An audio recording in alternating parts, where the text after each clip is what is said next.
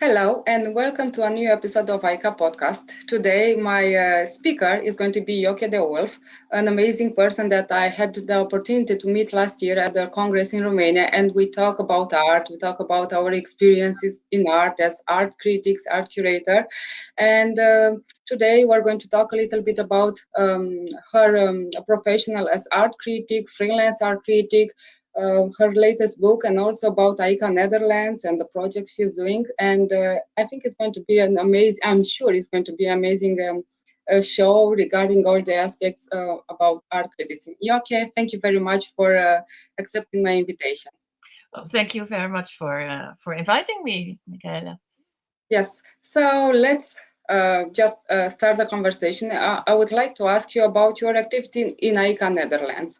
And first of all, tell me how did you manage to become the president? I know you were voted, but what was the process? First, you were a member, and afterwards you became the president of AICA Netherlands, isn't it?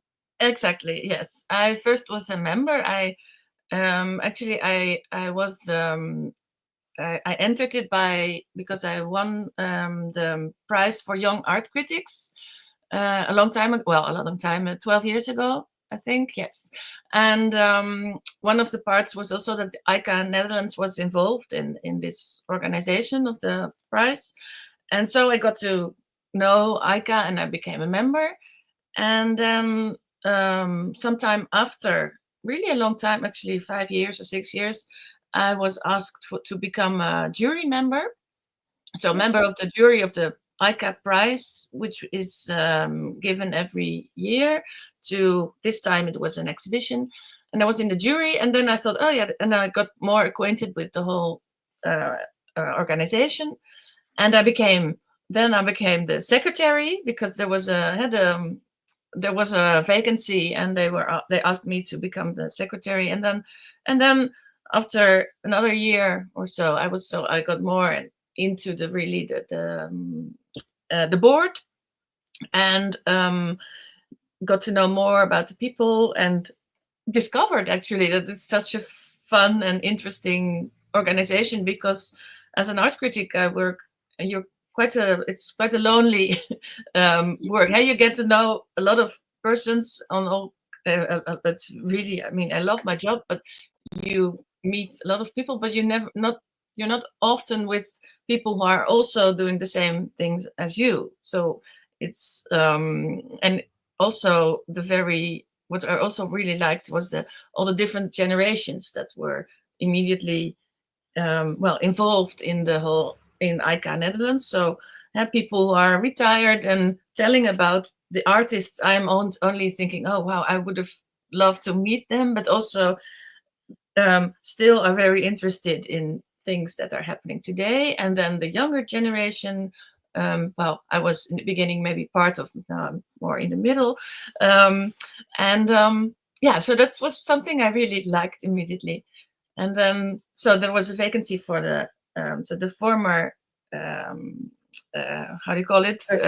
President, yes, chair, Robert-Jan Muller. He had to, I mean, he had fulfilled his time, and then there became a vacancy. And then, I stepped up, and I became the new president. And it was in the middle, it was in 2019. And so first we had to organize a new secretary, for example, which was, a really important part of the whole board, for all the, just the day-to-day things, correspondence with members and other things. And then COVID hit, and everything became, of course, different, but also interesting, especially in AICA. So, and also, quite soon, even as a secretary, I went to the conference in Taiwan, in Taipei. Mm-hmm. This is also the International AICA Congress in 2018. That was, and because the president, Robert-Jan Muller, wasn't able to come, and also there I thought, okay, this is so amazing to meet all these people from all over the world who are, all involved with art and art criticism. and to meet them in this new place, to exchange ideas and thoughts, and to get to know each other. I mean, to meet each other, it's basically, well, something you sometimes forget, but it's so easy maybe as that as well. Yeah, Yeah. and it's so important. I had the same feeling when I first participated at the Congress in AICA, and I just felt that I belong to this community, I belong to Yes. this network, and the feeling was quite, I don't know, amazing. As you said, being an art critic is quite a lonely activity and a lonely Yeah. profession, and sometimes I think that I'm just working by myself. And I would like to ask you, how do you get off the feeling that you're working by yourself and you need to be a solitary art critic in your own studio, in your own workplace? How do you deal with, I don't know, communicating your information? How do you deal with, it's okay to have this solitary activity, if I can say that? Yes. You mean how can I deal with the solitary aspect? Or Yes. yes. Oh yeah. Well, Yeah. so yeah, I think I managed quite well. I mean, there are of course all the previews, the openings where I go, and then you see other colleagues, but at the same time you have to also watch, well, look at the art, and sometimes you prefer not to be too much involved with the Yeah. social aspect, because you also have to, you have to think and write and think about what you are going to write and what your opinion is. And but at the same time I also think it's good to, well, yeah, to exchange ideas at the spot, Yeah. and yeah. And for the rest, so I'm a freelance art critic, so I write for a newspaper and a weekly magazine which has a big important cultural section. And so I write reviews, and I also have my own part, a column where I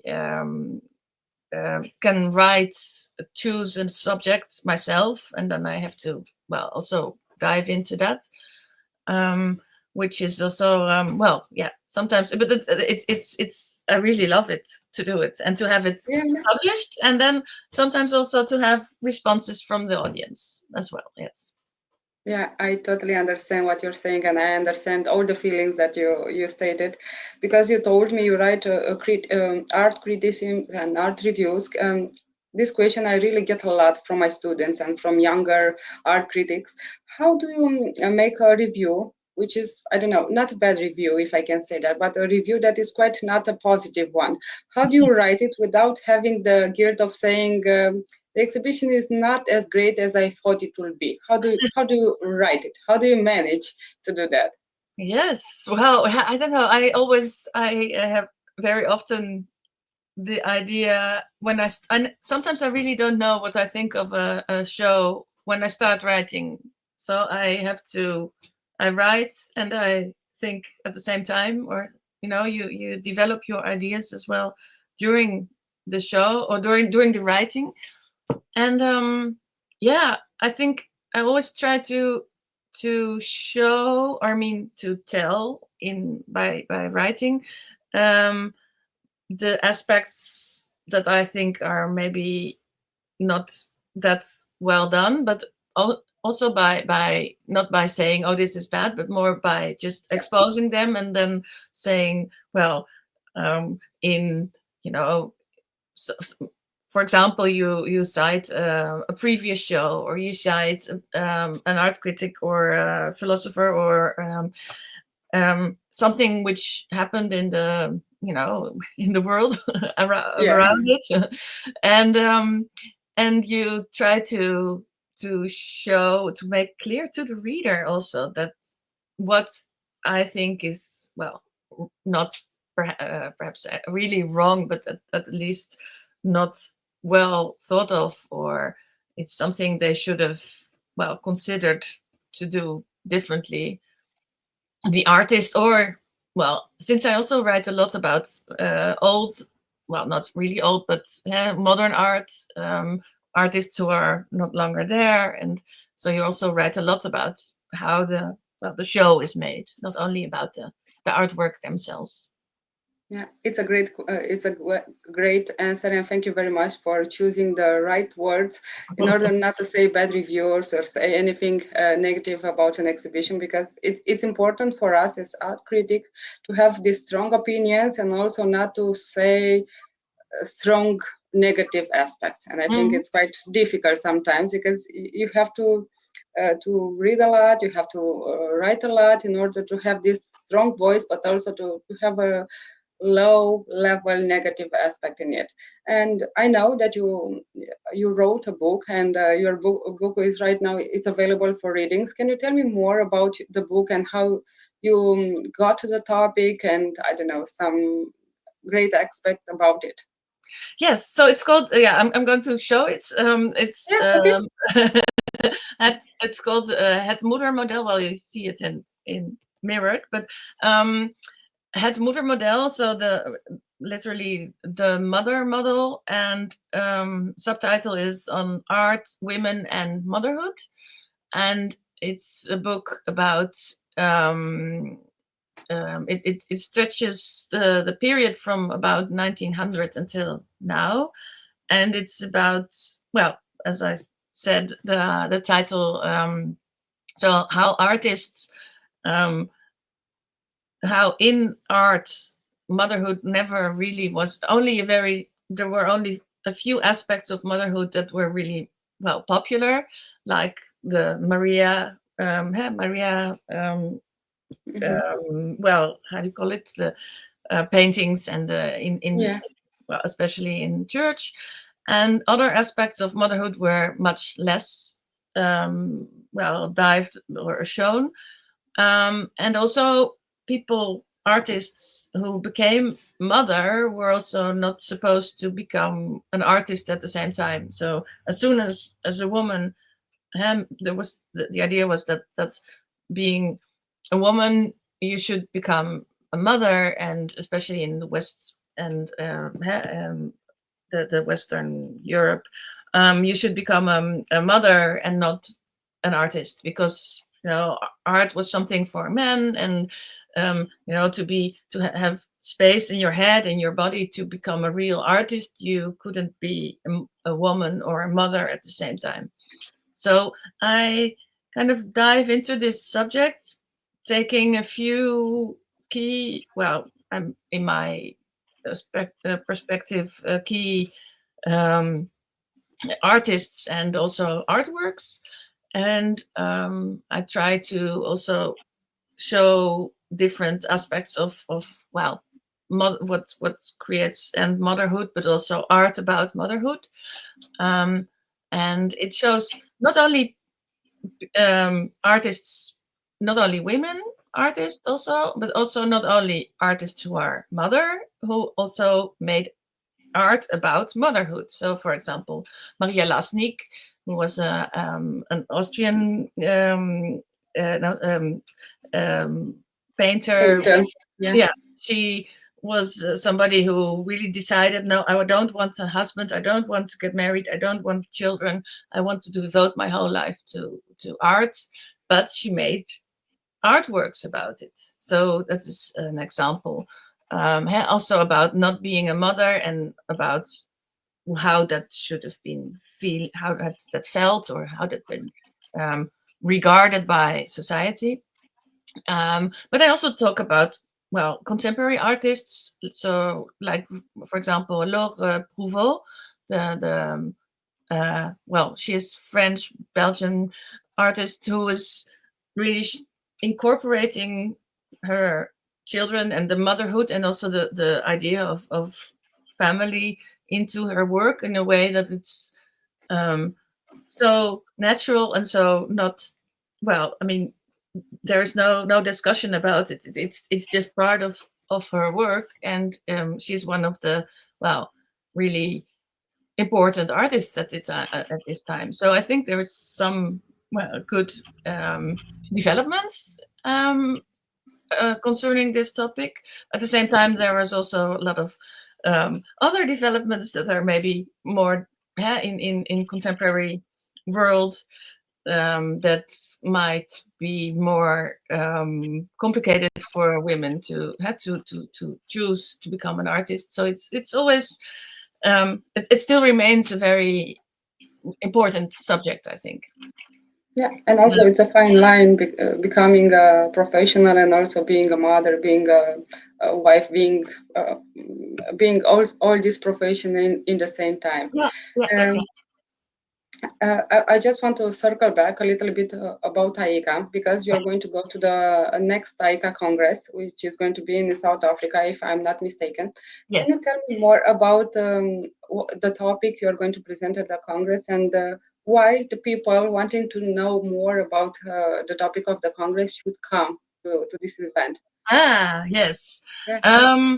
So the exact title of the Congress, it's a long title. It's about art, gender, and colonialism, and yeah. So but it's a beautiful, so it's about art and gender and colonialism and identity. Yes, that's the I think that are the key words in the title. And I think it's going to be really interesting. Already the location, I mean, to be in Johannesburg, I think it's really important to to also be present as art critics in the global south, and to also connect with the entire world and not just the western part of it. And AICA has a lot of representation of Europe and the US and and Australia, but the rest of the world is well, we are working hard about that, and I know also AICA International is doing a lot of effort to incorporate the rest of the world, and this is I think a really important move to have the Congress there. So I'm going to talk about the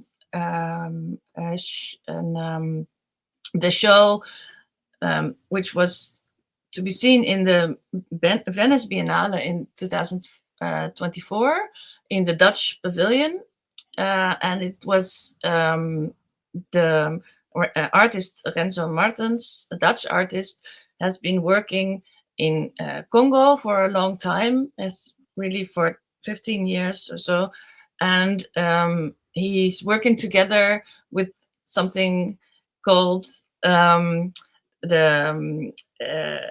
CATCP, and it's Association of Congolese workers that are also artists, and they live at the location where used to be what's it called, plantage. So that's called in English. So where the Belgian government in the 1920s built big farm, how you call it? Sorry, the factories or something like that. No, plantations, just plantations. Okay. Yeah. For sugar cane and for had to make soap and to make and no, not sugar cane, but the other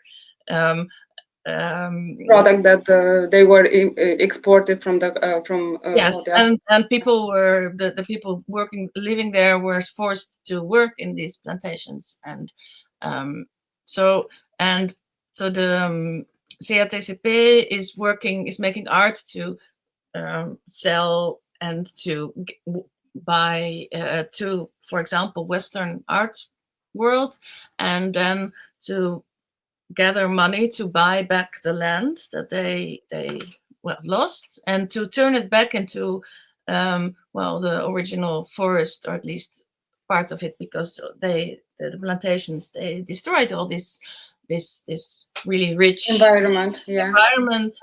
And so, and there was this impressive exhibition, so in the Dutch pavilion, of the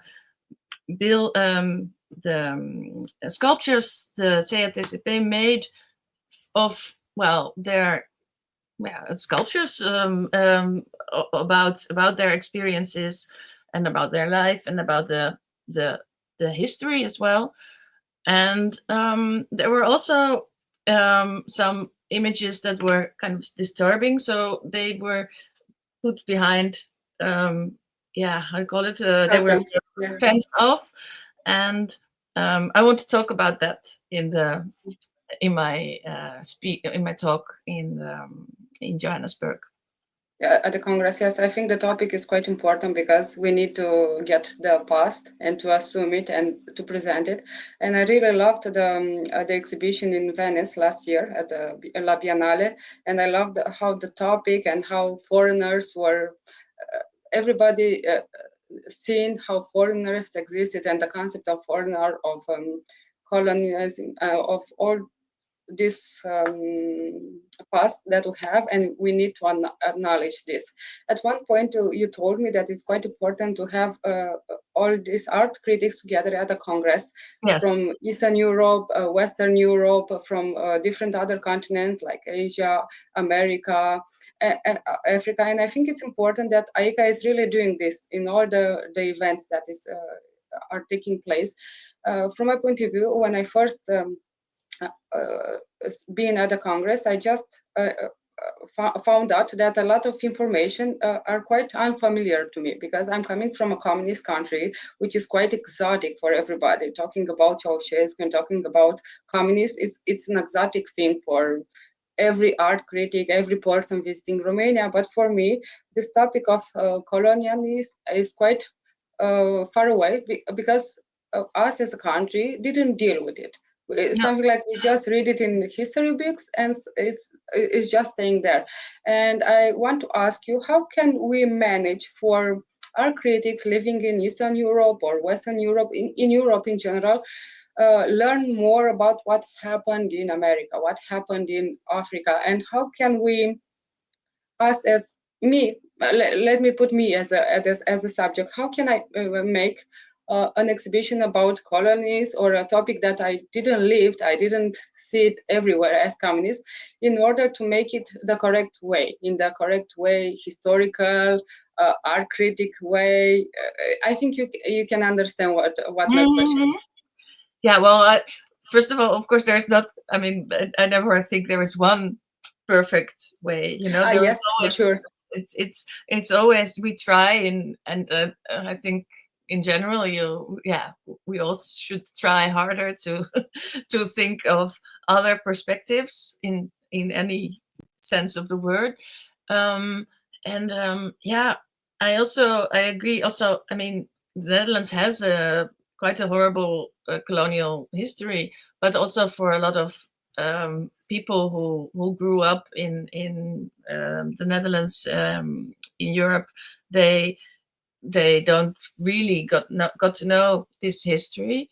And it's one of the ways, I think, is how you learn about it and about what should be, what is important, is by reading, and by also by looking and by seeing a lot of art, because there is now fortunately there is more room for censorship. But for other perspectives, and also for stories that are actually also part of our history. I mean, so and you can always think of persons as in one nation, but I think it's much more fluid than that. And reading and just being curious about the stories that are told, and that might at first sound a bit far away, but in the end, you realize, for example, with CATCP, you realize, okay, but they were these factories, they were making products that my grandmother would use without knowing where they they came from. So the soap industry, the big companies, they were all using these plantations, for example, and also so we are all in a way part of this history, and it's just one of the one of the other tactics might be just indeed being curious and reading and seeing a lot of art, because in exhibitions very often you I think you get to tell the story in a different way than you would usually think of in your daily life. Yeah, for sure. Thank you very much for the answer. It's quite a fresh perspective, and I think it's important for everybody to go and visit a lot of exhibitions, to visit a lot of galleries in order to have several perspectives about several topics in art history and art in general. And as my last question, because I want to circle back a little bit to AICA also, what do you say to an art critic, a young critic or a critic that is just finishing its studies and doesn't have the courage to apply to be part of AICA? I don't know, how do you what advice do you have for them in order to apply to AICA and in order for them to do this step? Because I think sometimes they're quite afraid of, I don't know, being rejected, of not having all the experiences needed to be part of AICA. Yeah, well, I think first, to start with, you really have to try to write and publish, make even start in small blogs or do something personal. So and or work in small alternative galleries or art spaces, and then in one way or another, when you are really motivated and you have some luck, because that's also you always need that as well. I mean, then you can, I think, easily try and think about applying, and it's really something. In the beginning, I thought, okay, well, association, it sounds a bit like old-fashioned, but something of the past. But now I realize that there is really so much. Still, and even especially now, even also now we have the internet. You can have all the webinars. It was something we had to do during COVID, but now it's also something which makes us much more easy to connect with people. And for example, art critics from all over the world. So we have these webinars from, the Forum Committee of AICA International, for example, and now we have these webinars where and also other parties in AICA International are organizing webinars, and you can already join these webinars for free, usually, as a not member, and try to see and also join them and see what it's like, and maybe you can also you feel more encouraged to join AICA. Yeah, for sure. First, I just saw some webinars that AICA was doing, and I was amazed of the quality and all the information that I learned. And afterwards, I applied, I got accepted.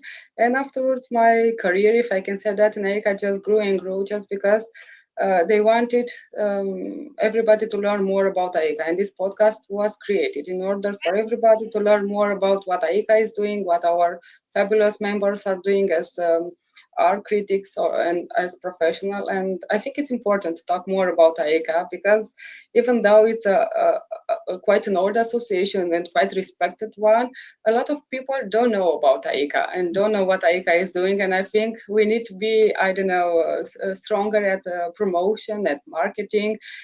I think it's quite difficult for an art critic to do that. And I think this is my final question. Do you think an art critic should be, a cultural influencer? Because sometimes when I see people being quite influenced, having a community, but they don't have, the practice that they should have as art critics, or cultural commentators. I'm like, sometimes I just feel like, oh, okay, so I have all this small amount of followers and they have these huge communities. Do you think it's important for us as professionals, if I can say that, to have a community and to influence people on social media? Yeah, well, I think I'm not sure about the term influence, but I mean, Yes. I really think, because, well, this is, of course, this is from social media, and that's the idea, that influence should be something, that says you should really buy this. But um, in a way, of course, art critics are influencers also when they write. I mean, they say, okay, I'm paying attention to this, and maybe this is a very fantastic show, or this is an idea that you really to think about. But and in the practical form, I think there should be yeah, it can be good to be also, in social media online as an art critic.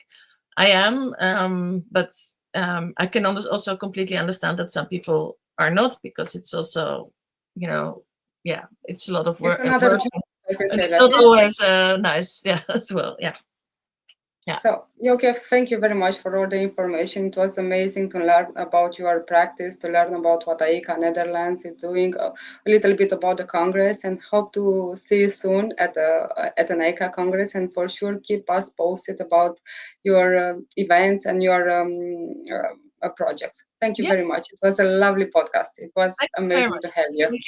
Thank you for having me. Thank you.